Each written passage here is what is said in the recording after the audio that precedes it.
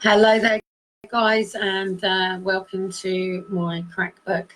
And then this gets uploaded and served to my not Twitter account. Anyway, it does go out to my Twitter account because, of course, this goes straight out to Twitter. So for the first time ever, because I keep forgetting about you guys, I just want to say hello to my Twitter followers and Twitter tweeters, because I completely forget that this page goes directly to Twitter and my Instagram and things like that, and I don't actually remember because I just come here. So anyway, I'm a bit pissed off. I'm all right. Sound as a pound, but I express my emotions freely as and when I need to, and I've cried a lot tonight, and I've sort of got to understand why, because I then got an email off Dean to say that his grandfather had died, and obviously twin flames feel each other, and as much as he's in his cave right now and we've had a bit of a battle over how the fuck do I get out of the house with children that have ran out of nappies, and I need to get to a shop and also have money in my account to do so when Barclays keep fucking about with me because of what we're doing with XR and taking charges left, right, and allowing for payments that shouldn't exist and do exist, and always happens to be when a direct debit needs to come out or something, and I keep getting texts and things like that, and everything has to be through letter, and it's very difficult to get a letter back to Barclays. So we need to send a very hard, more even faster message to Barclays, please, to stop playing around with people with ridiculous interest that come in at points that then charge you with ridiculous money and all of this sort of stuff. Anyway, actually, if I can get it, I got an email off my I don't know, what are they to me now? I don't know. They're certainly not family. They ain't helping me in the ways that I could do. My battery's going to go, so let me just make sure I'm all plugged in. My son moved out yesterday, but he's been around tonight, and I had a right cry and a hug with my son tonight, and it's been absolutely beautiful and magical to just have my son, just be there for me to just have a bit of a breakdown. So.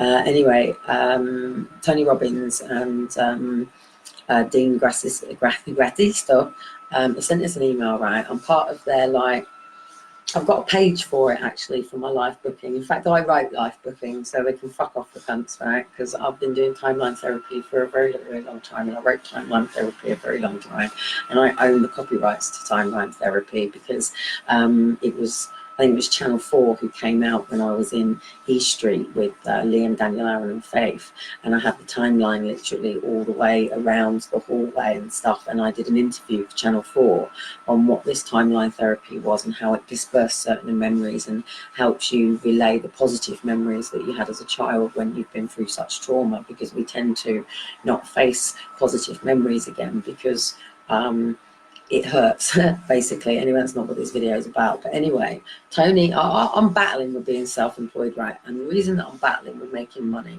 is because I can't be arsed with these cunts taking it off me through my taxes and paying for wars and murdering and pillaging people and sending people into countries for minerals like the Congo, where they rape and pillage, children as young as 3, even babies, where voodoo doctors are educating people that if you have AIDS or something like that, that you're cured by having sexual contact with an innocent. And there's a lot of other stuff to all this child trafficking and stuff that people really haven't got their head around. And I'm very insulted by somebody on my YouTube channel today who sent me a message to say that I'd now lost a subscriber, as if I fucking give a shit. Don't want to follow me, you don't want to listen to this shit, you don't have to, it's a choice. You choose to be here, you choose to listen, you don't choose to take what you want from me. I'm here to keep going for Aaron and Faith and for Step Up Britain. It's as simple as that, and I'm not stopping until it's done and we end this shit. I'm here till it's done. End result, finish, final. I get to stand in my kitchen making my lemonade, watching out my kitchen window, my children playing on their nice wooden path, and my husband making the barbecue, waiting for our family and friends to come round for the summer. And I hold on to this vision every day of my life. And I always knew there was a reason I had a music studio and everything in the house. Do you know what I mean? There's things way beyond the vision that I was blessed with when I was baptised.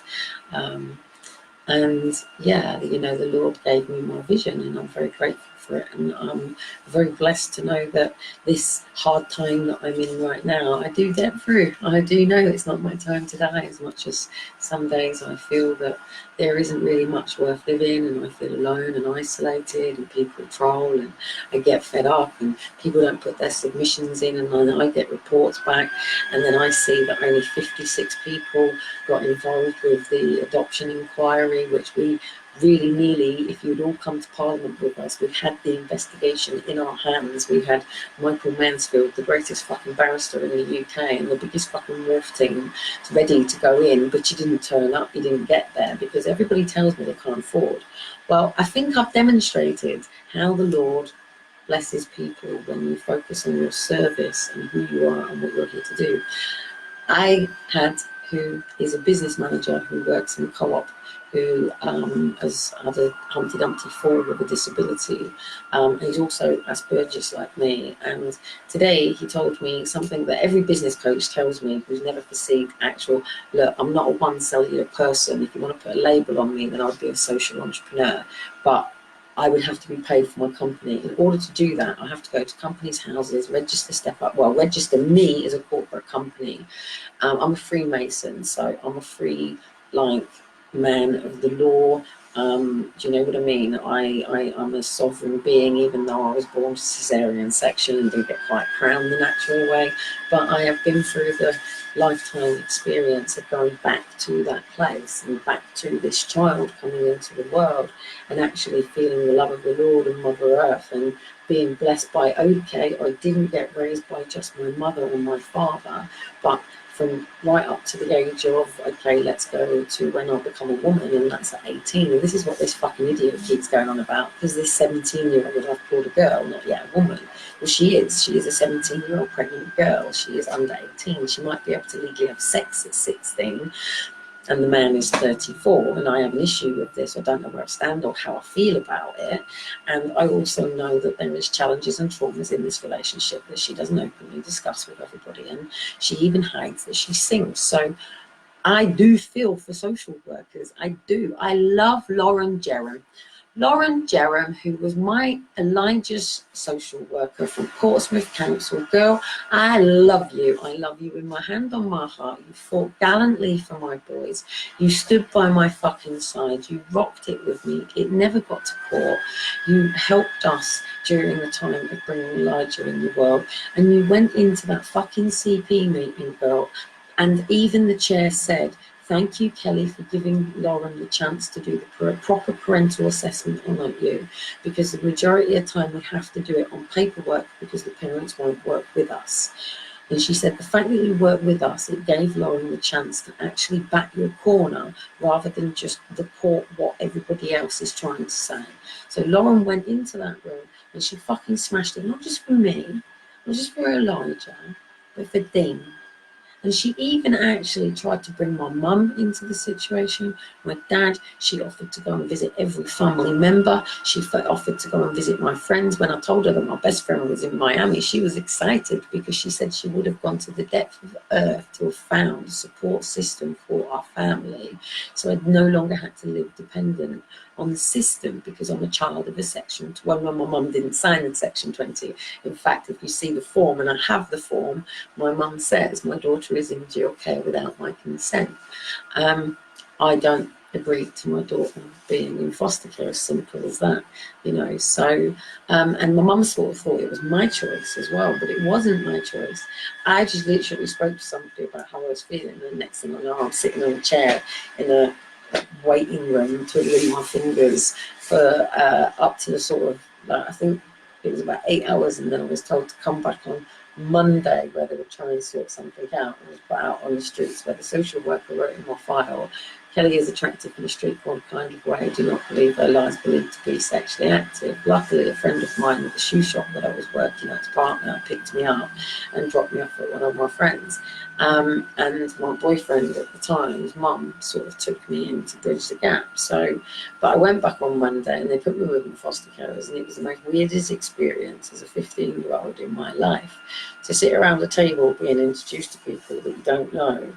then having to sort of creep around the living room and being told that this is what you've got to do, and then going to bed laying very weird because you've got somebody else on the bunk bed underneath you, and you're sort of thinking, and you want to play your music, and you haven't got any of your stuff around you, and you've got like this little bag and things like that, and you're not allowed to go and see your mum, and you're not allowed to ring her, and you're not allowed to talk to her, and you're not really allowed to talk about her, because you have to speak to your therapist about it, and then your social worker will meet with you once a month, and there will be what was still called LAC review, multi-agency planning meetings, and you weren't allowed to attend all of these meetings with the education board and headmaster and all of that sort of stuff. That's the other meetings that go on that you don't know about. You just know about the stuff with the social workers. You don't see the ones with the headmaster at school or the deputy headmistress and all of the education people and the multi-agencies where the social worker then sits on your behalf. You don't know about the statutory meetings that go on around you and the files that go on. So please do your SARS freedom of request. You'll get even their internal emails. Very interesting what some of these things say. So anyway, just an interesting fact. I got an email the other day in my LinkedIn account from a guy who does body cameras for teachers in school. So one, obviously teachers are now wearing body cameras, but he's offered me a body camera and I'm totally grateful, and I can't wait for my body camera to turn up so I can now start attending some meetings. And if I can get the proper pack, then I'm going to make sure that it's constantly recording, constantly streaming. The only thing that ever worries me is when the police detained me out front here with Elijah when I was pregnant, the first thing he did was didn't let me have my phone back.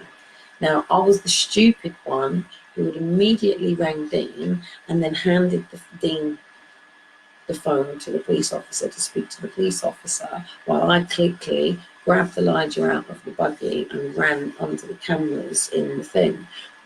And then that was it. He wouldn't let me have my phone back, right? So I always video live and stuff because it keeps somebody like me safe. Jill Dando was murdered. How many people do you want me to list who have exposed everything through from the Freemasons stage 33 degrees down to the likes of, and it's not government people, they're only paid 60 grand a year. We're dealing with people who have millions and billions, who you seem to think for some strange reason that in the UK, our government, so the House of Commons and the Houses of Lords, runs us, and our Queen pretty much runs, I think it's, I can't remember what state it is.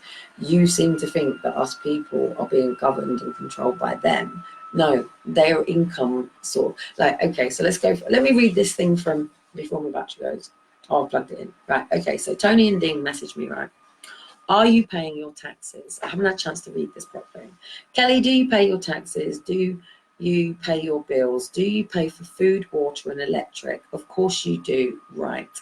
And why is that? It's because you know that if we don't pay even one of these things, our life won't live up to the standard we desire. No taxes equals jail, LOL. No bills equals no possessions. No food, water, electric equals no life. But yet when it comes to the hard work and the tax system, and you can go and click on and learn about tax system, it takes to become, we truly, in capitals, desire to be in our finances, relationship, work, etc. We get scared, timid, and nervous. So what would happen if we stop looking at our next level of success as an intimidating or scary? What if we took it a step further and made success not optional, but mandatory in our lives? What if we said enough is enough? I don't care what it takes. If I'm going to make the best life, I'll do anything it takes. Well, that's what Dean and Tony discussed with me in this week's broadcast. And I wanted to share with how paying your tax, success tax, is truly the way to thrive. So anyway, I'm part of an exclusive thing, so I get to go into a back file and listen to Dean and Tony talking about some stuff and things like that. And then make sure you let me know what you think. Chat on Monday. Dean Grassari and Tony Robbins, Mastermind Knowledge Brokers. And one of the challenges that I have is I was going to take a job recently, right? And one of my Navy friends has moved down here and set up a family support thing, but she's only actually funded at the moment in a couple of schools, and only from, I think it's the age 6 to 16 or something like that.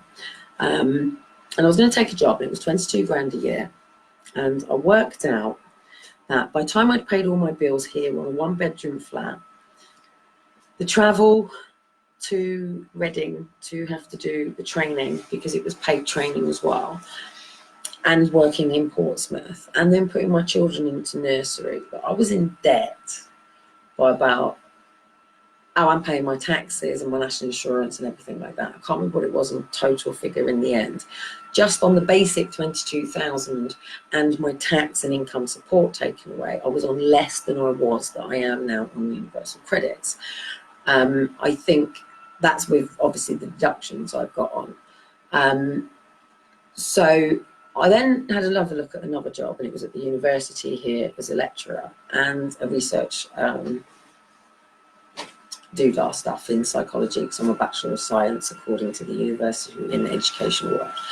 And it was 32 grand. Now, with the 32 grand, it then meant that my time moved over to sort of 5, 6 o'clock and up to 7 o'clock. And it was like, fucking hell, I've now got to drop my kids off at 7:30 in the morning and not pick them up until 7:30 at night. They're going to sleep in the car and transfer them into bed. And I'm going to do that 7 days a week, well, not even 7 days a week, but, you know, I get 28 days a year off, whether it be over the weekend or whatever. I get to take it in my own time. And of course, there are always weekend trainings and week trainings. It's 24/7 now. There's no such thing as Sunday. Well, actually, Sabbath day is Saturday, but there's no action. Sunday's actually the first day of the week, hence why we're all at so much balance. Do you know what I mean? Saturday was the final day, and then Sunday was the first day, and then we stepped. But obviously, everybody's not programmed to the Lord's way of doing stuff now. They're programmed to the ways of the world, which is getting up and going, wait, so you're missing a step. Do you know what I mean? So, go back to, you know, sort of Saturday, do it that way around, then things change. And obviously there was 13 calendar months, and we haven't, and we're so out of alignment and balance with Mother Nature and the seasons, and we really do need the seasons. It's so important that we live seasonal. Like, why a strawberry season is now, yeah, not Christmas. We don't have Manify's freaking GM freaking brought in from and stale doodah frozen and whatever fruit and veg that's just so out of season. It's really important that we as human beings, we're beings, not doings, going to do, be. We're not meant to be materialistic. And my business coach said to me, Kelly, we're in a capitalistic society and you have to accept that. He was telling me about his dildos, and I was going, and some of this is run by women for women to enable them to feel confident about their sexuality. Been there, done that, wore the t-shirt, you know. And I find it really challenging when someone keeps telling me to bring my vision, it's not even my vision, it's the Lord's vision, down to a man-made manifestation of living in this deliverance doodah day world that just does not exist to a sovereign being, because we're not conformed or brainwashed or manipulated, more to the point, by things like media, papers, trying to look for something around me that, I mean, look how people felt about paying 5p for this. And I had it in Wales before I'd come to England, so it was quite interesting to watch how people at the tills felt about paying. But look at this, and actually it's just fallen down here. Look at this. Just packaging on packaging on packaging. And people say that climate change is not actually real and it's all conspiracy. They say that about paedophiles too, you know. They say that about child trafficking. They say that about media manipulating you. They say that about many, many, many, many things. I don't know, did E.T. phone home? I don't know. But I have seen the Star Child evidence, obviously, when I was staying with the MI5 agents, and I do know that people who fly these sort of planes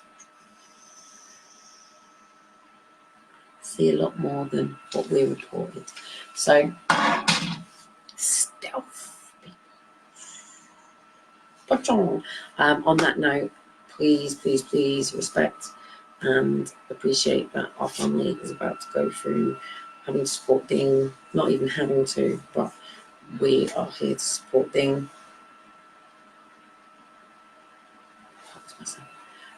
His grandfather has passed away. His grandfather was Special Force SAS. He was bodyguard for Arnold Schwarzenegger and many other things. 2 seconds, please.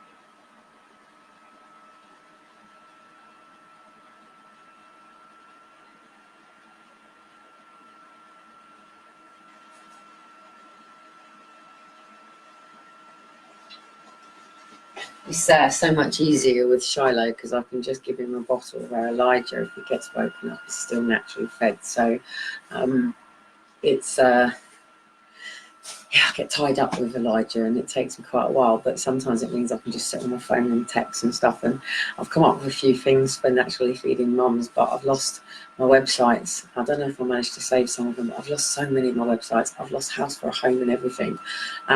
On that note, and I will get back to what I was saying, on that note, please do support, go over to Shelter Crisis and support I mean, people have got a right to rent to who they want, but they shouldn't be discriminating against all people on DSS, well, universal credits, and there shouldn't be a fighting for DSS because it's actually universal credits now. So it's just a part of it. But the discrimination in private rental and also getting mortgages if you're on disability and stuff like that. So, you know, people, don't forget when you got your receipt, which was your birth certificate and your birth code number, so your trust funds. So you were basically your family. So don't forget, even if you didn't ever see a will, every time somebody dies, it all goes back in a box, and there's a big trust fund boxes for different generations of families and stuff that people have never accessed. And all this is all land and estates and stuff like that. So, and art pieces and things, it's all in vaults and things like that, do you know what I mean? And it's worth sentimental value, so people will, yeah, anyway, it's another conversation. But anyway, if you remember Robin Hood, Johnny and all that sort of stuff, riding through, and you know, they used to go in and in fact in Scotland, they used to in Scotland they used to have to break, the king used to sleep with the bride to be before the husband did, and that was very, if they found out that you were getting married, he would come along and rape your wife prior to you getting married. He'd literally turn up at the ceremony and he would go and take your wife off and rape her, and that's how much that they took away marriage and family, and people were getting married in secret and raising families in secret because they would see that as you forming an internal community within your family and your bloodline. And if anybody ever grew outside that, like families with 17 brothers and sisters and stuff like that, and they have children and stuff, they would potentially be able to form a network of people that could override the passage of time in the space of kings and queens and Arthurs and all these people. And there is a light and dark world, and there is this polarity, and there is these polarizations, and there is these zones and black holes and portals, and you know, you don't go into space without going through a bit of a time warp. It's like if you've ever spun one of the fire things, and even though if you were spinning something else without fire, your hands would be really fast, and you would visually see these really fast hands. But when you're doing it with fire, it slows down, and the fire is going, yeah, and it brings you back straight into your state of flow. And what the system has done to people is put people into your hows, wheres and whys, and how am I going to do this? How is that going to happen? And it takes us out of our natural intuition and our natural brilliance and our natural whatever it is that, you know, you believe, or maybe your higher power. I'm not here to judge your lies. I'm here to tell you the truth. I'm not here to tell you that you have to accept anything that I say, but I am telling you that we are in a very pinnacle point of what people in a book of Revelations understand to be here and now. Everything that you see with the youth and everything was all written down a very, very long time ago. And this manifestation to certain people exists. I mean, I've had to see today a youth worker actually helping a kid make sure his little puffy thing works on his fag and stuff. And I've gone, really? You know, and I've got kids outside going, really? I'm just like, yeah, really? You know, and I'm having to stand my ground all the time in this environment that is just tiring. And, you know, and then I end up taking it out on social media, and people don't really understand what's going on and stuff like that. And we, the human beings, do this. If we go to work and we've got an issue with a work colleague, we tend to talk to our friend about it over a coffee. And if we've got a problem with our friend over a coffee, we snap at our husbands and maybe tell him bits and stuff. And we keep stuff from our parents, and, you know, we hide away from the police just in case they've got radar scanners and they can see inside our internal fucking soul. And, you know, even think about maybe, I don't know, a little sweet that you once took when you were 15, and or maybe you are doing stuff wrong you don't want to get caught for, and you're like, whoa, shit, I ain't doing jail time like me, I'm being nobody bitch, you know. So at the end of the day, we don't resolve our issues with the people that cause the issues, and what that does is creates conflict. And we live in a world right now of conflict and confusion,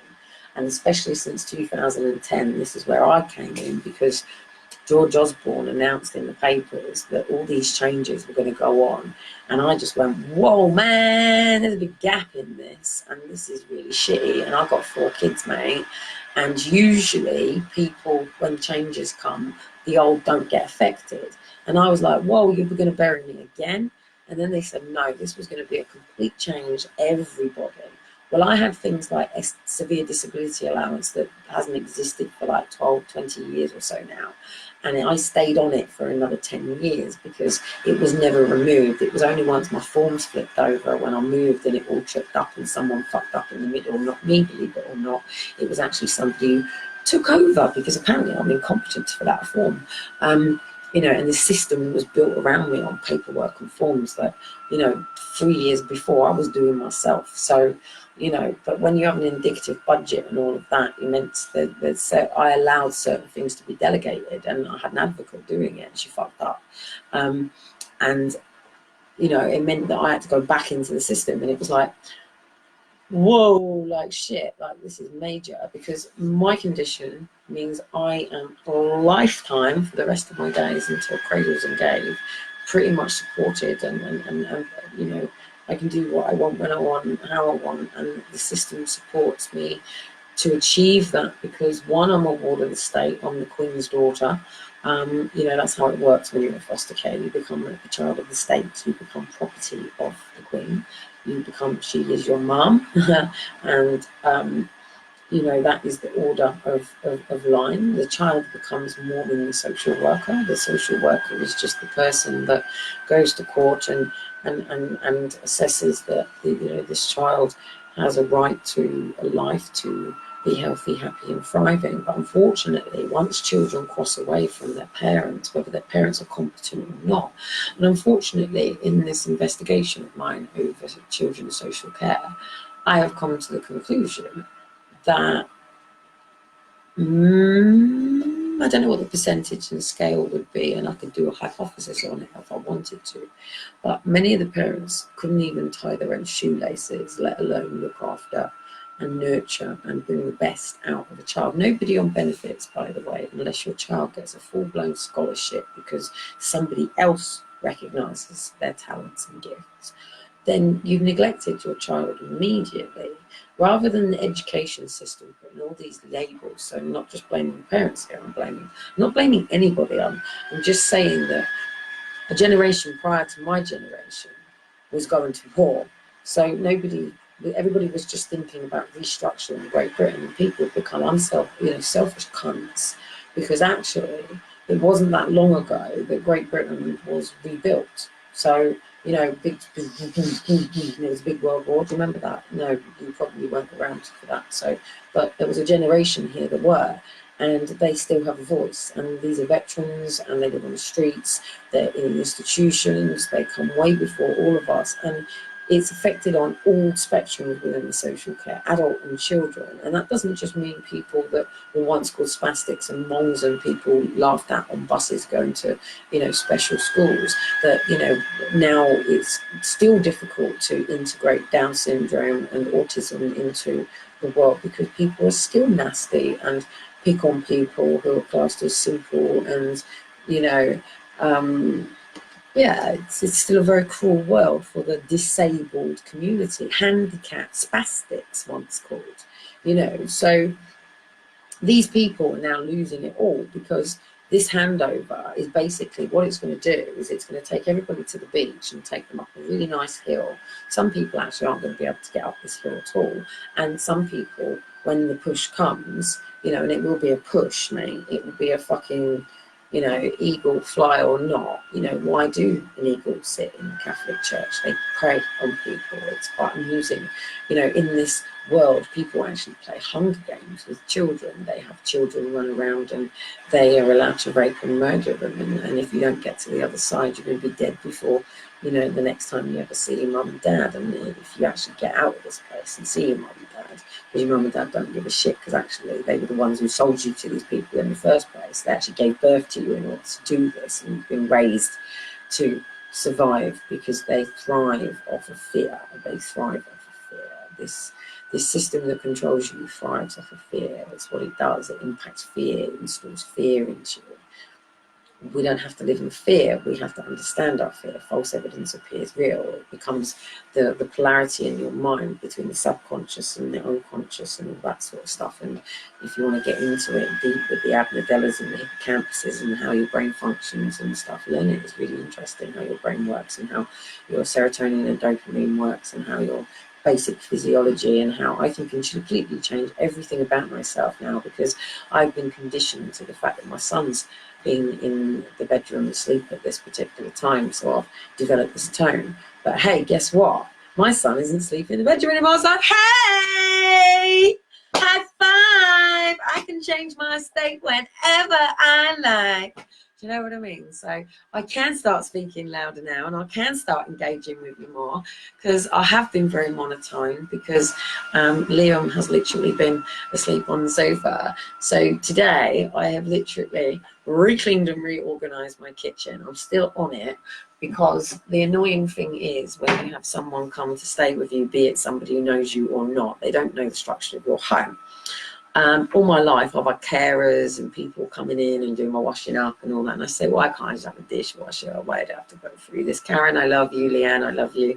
And all the bloody goodness knows how many people who have ever thrown me in a cold bath, picked me up, wiped my vomit off of me, washed my coats, looked after me when I've been really sick and really out, and not because I'm an alcoholic and not because I'm a drug addict. And I've looked after people who have been like that, comatose on the phone.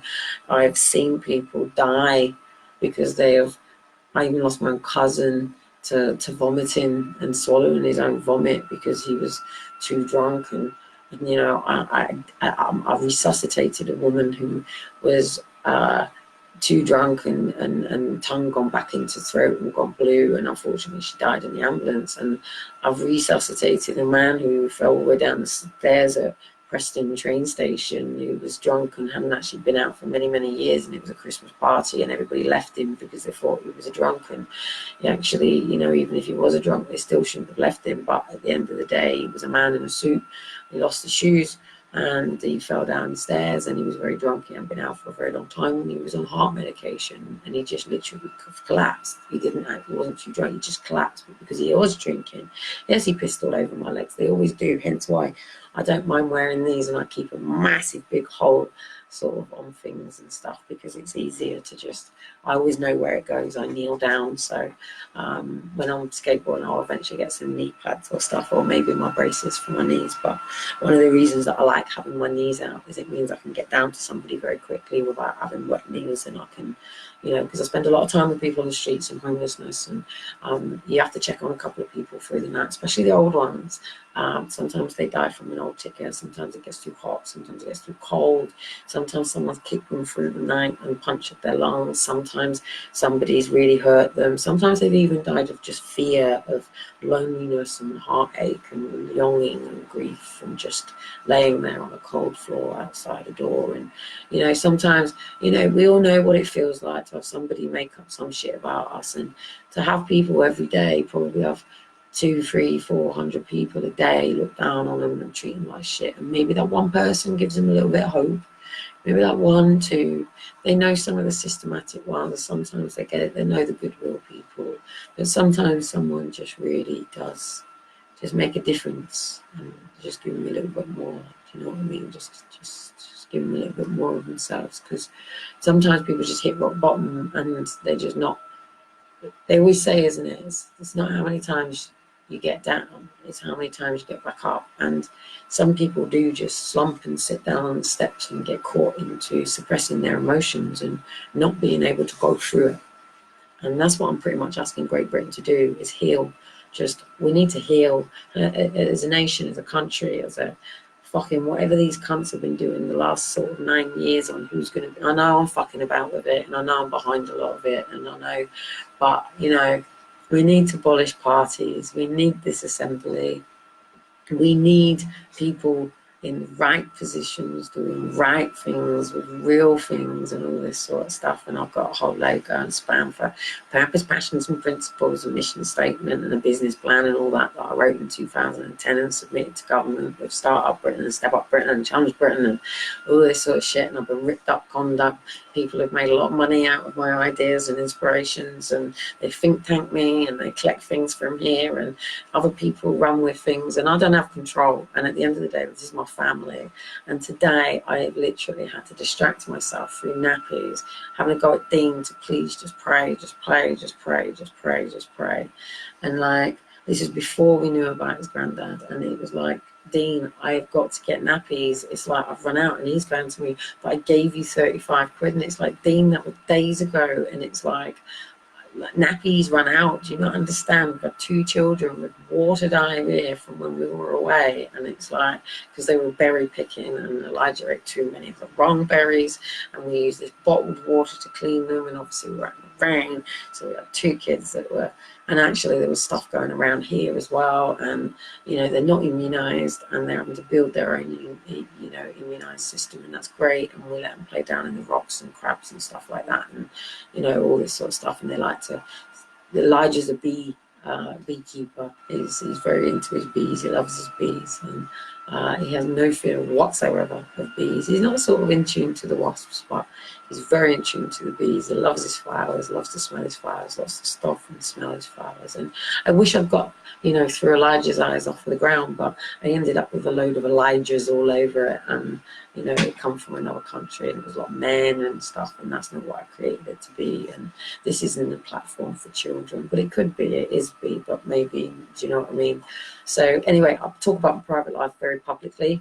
I have a right to privacy, as we all do, and we all are part of a family. We're all part of a family of our bloodline, and I just think that one of the greatest healings, and in line with Dean's grandfather dying, and Dean's grandfather was a great man. Other people can say he wasn't, other people could say he was, but to Dean, he was a great man. And the stories of his granddad as a kid before Dean was taken into foster care and lost contact with his granddad, you know, he remembers every single one of the stuff in the loft, of his medals, of his days in the army as a parachuter for the SAS, and you know, what he did in the war, and you know, his days of being security for the Krays, and well, the doorman, the door, so 501 Club or something.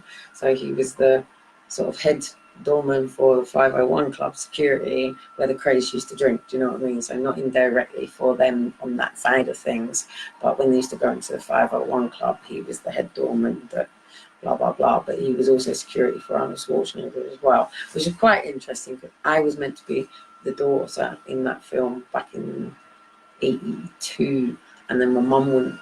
No, my dad wouldn't let me go. No, my mum wouldn't let me go to America to do it, and then my mum wanted me to do a play called The Boyfriend, and my dad wouldn't let me go, and then they both wanted to get me a fucking horse, so I wasn't allowed a horse. And then my mum wanted to get me a motorbike, so my dad said no. And I wasn't allowed my quad bikes, even though I used to go sidecar racing and all that sort of stuff. And I started to love it. And I always wanted to be a racer. I don't like that one where they're sitting next to you going, right, right, right, right, right. I like it when you go doof, but I don't like it around the tracks. That's really boring, but it's okay-ish. I like it a bit more. So a bit more of the dirt, but not quite the doo-dah where someone's having to really see you through. I don't know, maybe, but, and I like extreme biking and all that sort of stuff. So, but when you're in foster care, they take all this away from you, and that's what becomes your identity. And I think it's really, really, really important that I go back, I was talking to the businessman, and he was right about something. He basically said to me, Kelly, you need to get product, and you need to just sell something. Doesn't matter what the fuck it is, you just need to look at the big sample. Doesn't matter if you like it, you agree with it, you just need to sell it to the mass that want it. And I was like, integrity intact. When I started this, because of where I've come from and the roads that I've taken and the boundaries I've had to cross and where I've sort of taken myself, because I pretty much had strong arms to climb out of the abortion bucket. Do you know what I mean? I was an unwanted child. My nan sort of loved me and bullied my mum and was very nasty to my mum. And my mum was treated like shit because she was a 15-year-old pregnant, duff, all that sort of shit. And she should have gone off to Madeleines and all that sort of stuff. But my nan fought and took them off, and it was a big problem and a big hoo-ha, as well as my granddad, you know, getting my step auntie to, you know, suck his cock and all that sort of stuff. And he was in an alcohol, he was crazy and an ex, you know. So, you know, I was sort of brought into a bit of a world that was a bit mashed up and crazy. And, you know, my uncle spending 9 years of his life in prison and rough justice and Royal Courts of Justice, and Michael Mansfield as our barrister, and Mimi as our solicitor, with the press all the way around punching people's heads in when they called my uncle a murderer, who I was raised to be my brother, and I was raised by my mum to be my sister, and I was raised for my aunties to be my sisters, and my uncle to be my brothers. And then all of a sudden I'm told I've got a mum, and I've got another mum, a stepmom, I've got Roisin mum, there was Mummy Rashid, you know, Mummy Sharon. I don't have to do dips tonight either, because my son left me some backy, and John's already been round and nicked some off me. So my mate's been round tonight. Gay guy, you know, he does bloody all that bloody. I'm trying to get him to sing low because he goes high and he does all that drag stuff. I've told you a bit about sort of meeting John at the beginning, but only because I sort of in shock sort of said something and gone, oh my goodness, here I am, and I've met somebody else who had a child taken into foster care, blah blah blah. So anyway, but John's from my hometown in Borden, so he knows all this story and stuff. So but anyway, hence why I'm getting a bit husky. So, but I can open my vibration now and start doing some of my real work with you guys now, because I don't have to worry about, I mean, the boys are still asleep in there, and for as long as I'm in this flat, I need to get a monitor up there through to the boys so I can see them in here in the kitchen, because it really is like around there, and then there's a fire door there, and then you go in, and then there's I've got the boiler in between, so it makes it longer. And then you go into where the bedroom is, and then there's a big thing here in the middle. I think it's like a lot of stairs there, so it's sort of cut off, and it's so fucking noisy. And then there's always one bang. You know, so sometimes I can hear them, sometimes I can't. So if I'm cooking in here and I want to listen to music, I can't. So if I can just sort of see them sort of up in that corner, then at least I know if they're jumping off something, or, oh, seriously, when they go at night time, when they got their pajamas on, mate, my boys are at it. I have to just leave them to it for about 40 minutes or so, and they just literally, they're like two bloody cup lions rolling all over each other, elbowing, pushing each other, knocking in, jumping off the sofas. Like, as soon as the pajamas are on there, after the bath, that is it, they just go. They're like bouncy kids all over the sofa, jumping on each other. Shiloh comes jumping. But I'm gutted that I like to get his skateboard, yeah. I was like, really? Because you know, sometimes someone offered me one, but we would have something on it that was a bit doodah, and I haven't got the time or money at the moment to sort of like, you know, go and get in this board. And Americans actually now designed, and they're making a lot of money off of Shiloh already. They've now gone and designed a children's board based off Shiloh's videos already.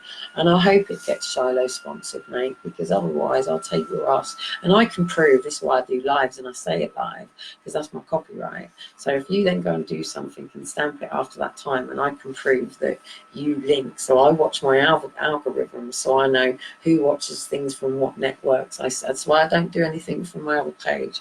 I would rather grow Slowly and Tortoise and Doodah here than just have 5,000 people in there that it's absolutely nothing. You know, it's very, very important. My timelines and my Facebooks really represent what this is about, because I don't need the wrong people here right now, because we need to be bulletproof. We need to be tight. And I'm not talking about Step Up. Well, I am talking about Step Up Britain, but I'm talking about the vigilantes. I'm talking about the Red X crew. I'm talking about the real frontline Red X, go through the door. You know, Halloween is coming.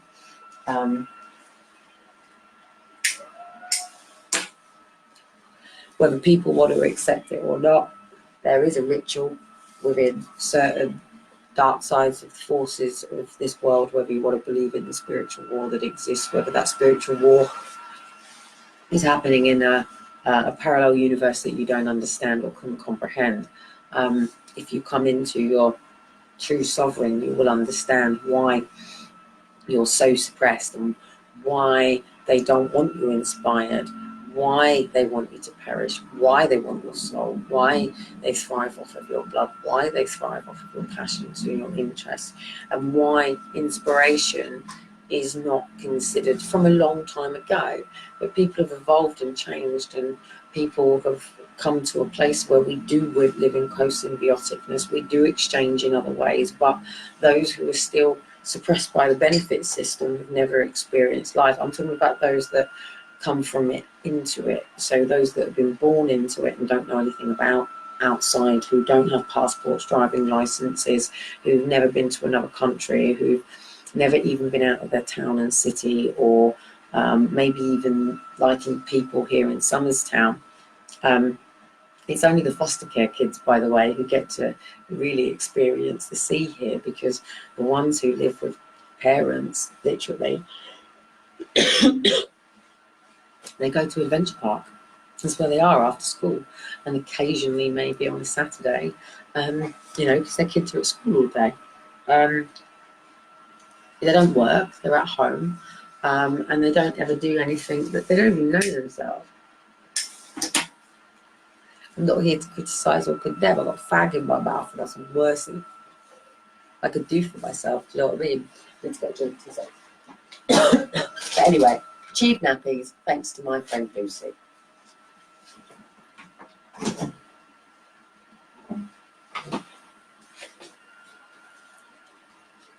So she's actually a personal friend, doesn't have social media, do you know what I mean?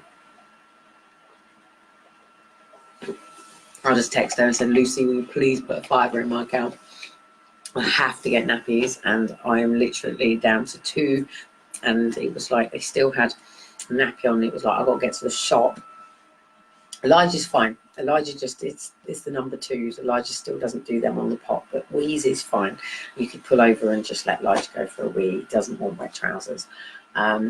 He does sometimes, like I don't know, he might find something like this and, you know, try and go and do it himself. But Shiloh, you couldn't do that. And of course, there's no petrol in the car, and it's like no petrol to the point I've really got to like only go to Tesco's now, because I let a couple of people here use my car, and there's a couple of people who attend hospital appointments, and everything's at Queen Alexandra. And to Queen Alexandra, it takes up to an hour to get there on the bus and then back, and to get to up by sort of like Asda or to Queen Mary's Hospital, there's no fucking routes at all on the bus, and the majority of people don't have cars. So I am allowing a few people, and I run a few people. I've got one space and one squeeze space if I haven't got anything in, and I'm quite happy to take everything out of the car by my kids. I don't leave my kids with anybody. Nobody watches my kids. Nobody looks after my kids. Even their dad doesn't look after their kids. And the only time that I ever leave my kids, I leave them with my camera running on my screen. It's only ever been Liam that I've ever trusted, and I'm out there. And that's as far as it goes. So body camera is coming. My children are having body cameras as well. You might as well run them live, and I'm going to be going into rooms I don't want to go into. And the reason that I don't want to attend into these buildings is because they have security, and I have a bit of an issue with yellow jackets, right? And the reason that I don't attend the yellow jacket thing is because if you touch me, tap me on the back, I will go, boom, right? It's as simple as that. I don't want to do that to somebody in a yellow jacket who's one of ours. And the police are one of ours as well. But I'm a bit institutionalised to the yellow jacket, which is why we chose the yellow jacket when we first did the vest. But, you know, it was about bringing co-symbioticness and bringing everybody of all races, religions and everything all under one, just universal amber. Well, we're on yellow at the moment, do you know what I mean? So then we'll go to red, amber, and we'll go to green. So oranges are already in, a few of you are already in, I think. So, and then, yeah, so, and then end it. So hopefully in October, there will be more shirts, more funding. We do have to turn our planet around, our world. People, we do have to change course. A lot of us are just ships docked at things that have gone rusty and a bit shipwrecked, and you can be, you know, I'm not going to say the word rehabilitated, but you can be restored in the blood of Jesus Christ, whether you like it or not. Why would our Creator not do that for us? So it's a great experience. I might share my testimony in that walk one day. That day will come. I'll probably do it in church, so you'd have to actually be at the church in order to hear it, and they might go live because some churches do, but real churches don't. So I tend to, yeah. So I probably will start talking on the Christian church. I've been asked so many times to talk on Christian radios and stuff like that, but I don't actually know the Bible because I've never actually read it. I don't need to. And I've watched videos and I'll read passages and I'll read bits from it and I'll read quotes and I'll watch testimonies. But I have never had the time to sit down and read the whole fucking Bible. I've never been in prison, so I've never had a chance. And any mental hospital I've been in don't have them because they believe in science. So I've never actually had the time to sit and scroll through and all that. What I did is I ran plagiarism software on a load of Bibles once, and I was able to bring up where all the passages were wrong, and I read all the ones that were in red, which was said by Jesus. I didn't want anybody else's interpretation. I just wanted the words of Jesus, and that's what I read. And also I went to a C of E school, all the way through C of E school. I didn't go to Catholic schools, I went to C of E schools. And C of E churches and C of E Catholic. You know, we went to the cathedrals, which were obviously Catholic. Obviously, we know the Vatican is pretty much our rulers and leaders of the world. And even if you don't want to believe that social workers and police officers, and I say don't want to believe, it's a choice to not believe this, and you can choose to reject it and project on me all you like. I stand in truth, so that's your issue, not mine. The Lord protects me from that energy. So even if you won't accept that children are abused by social workers, foster carers, doctors, police officers, teachers, support workers, coaches, football coaches, well, you have to believe that now, and I bet you do, and you had a lot of sympathy for these footballers who were abused, weren't you? And the footballers did step forward, and you'll know with Walk for Justice that we went to every football stadium, we did a video, we talked to them about what was going on, and all the footballers came forward. William, oh, perfect timing. Fake names, of course, but William Robin Wallace says to Nottingham. This is our Nottingham line, mate. I don't know. What's the Nottingham? Oh, shit, my fucking fingerprint. Seriously, my phone does my head in. There's no point ever stealing my phone, by the way, because I have it locked down massively. iPhone have it locked down. It's worth absolutely jack shit other than maybe taking the cover off and reusing it. And if you wanted to try to access anything, I now am putting password in. And let's see what Wallace has got to say. I'll read it out. I don't get to share in the groups because I can't cut and paste off there because I have to plug a mouse in. And on here, I can't get onto certain things. So what's Wallace? Teenager in care, almost starved to death on the BBC. So, hang on.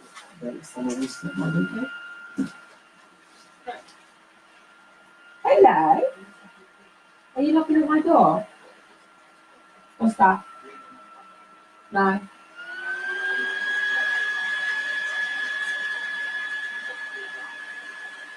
Oh, cool. There's no petrol in it at all. You can risk it and find out. If it gets left tomorrow at 12, and you can get a J can. But I want to fill my car at Tesco's. Can you take my card and fill it at Tesco's? Is there a pound in there? Or just fill it? Just fill it. Yeah. You have to do it at Tesco's though. Because you can push it if it runs out of petrol. Where Tesco's is at the big place, you need one of them cash ones. There's hardly any places where you pay. As soon as you pay, if there's £1 in your account, you can fill your car. But nowhere else, you can't do it as well. But literally, it's on red and it's been running for quite a while. Well, you can take my card if you want and try. 2 seconds, and we're just going to run and go and fill my car with petrol. So, just 2 seconds. I'm going to stay here for a minute. And come up. Yeah, it's not that bad. I've just sort of said that they can community insure and like doodah, and I'm going to let it. It runs out of MOT, so people can learn to drive and stuff. So I'll take a couple of people out with smell plates and stuff like that. I'm allowed to. I'm over 18, do you know what I mean? So just waiting for my door to tick. So. Oh shit, there's a coffee.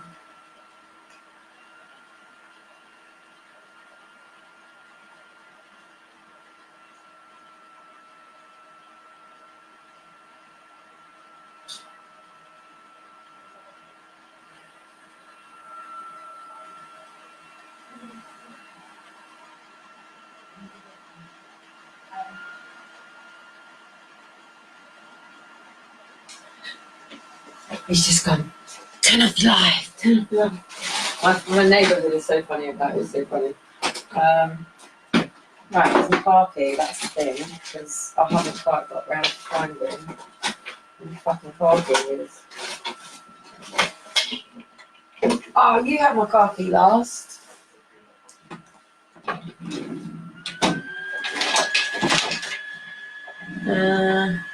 Yeah, I'm going to have to go, guys. I'm going to have to find my car key, so I'll catch you in a bit. Bye.